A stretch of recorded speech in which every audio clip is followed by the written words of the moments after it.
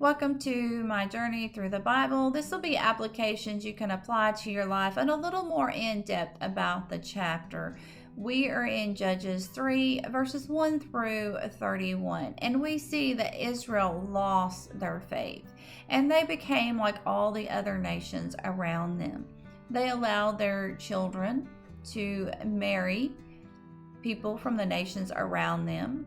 They began to worship the gods that the nations around them had worshiped. And Israel had failed to drive out all of the Canaanites out of their land, just as God had commanded them. And then God would use the Canaanites to test their faith. Now, maybe you have things left in your life as well. Maybe you have hostile people, difficult situations, and stressful problems, and all for the purpose to see if it will help you develop your faith and your obedience to God, or is it going to break you, and are you going to let go of all that and go with the crowd and go with everybody else? Now, Israel would find out that these relationships had a great impact on their faith. When we allow ungodly things to come into our house, in time we begin to accept their immoral practices, and sometimes we desire to have friends, and maybe those friends don't know God. Maybe they don't believe in God and who He is and what He does.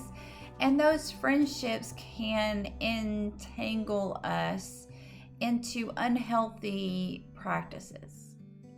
So, friendships with unbelievers are very important. We need to accept the unbeliever, but do not accept the patterns of behaviors that they are doing. And we must cry out to God for help so that we can avoid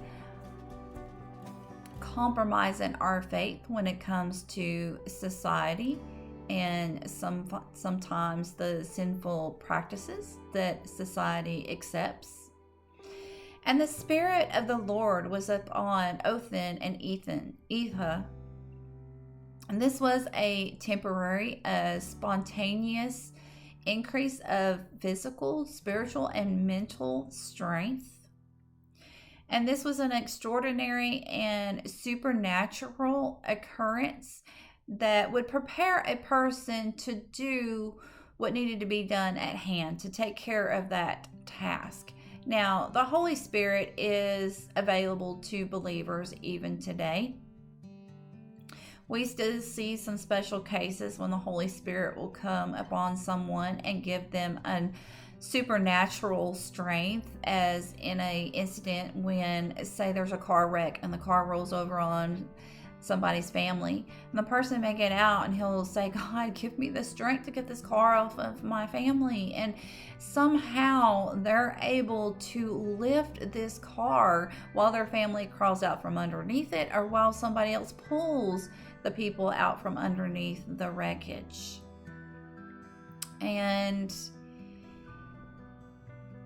we can see that that's an instance when God was present and God allowed somebody to do something that they normally would not have the strength to be able to do.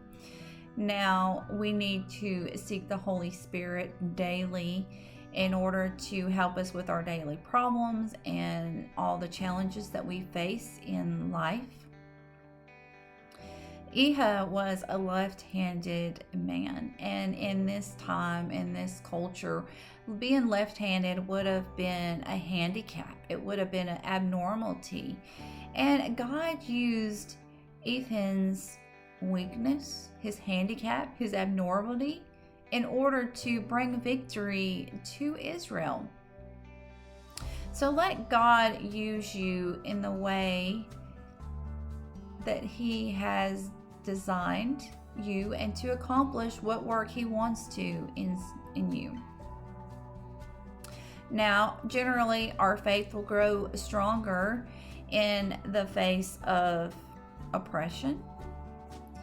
And bravely, we have to follow God, and then that way we can inspire through our examples others around us to stand up for God as well.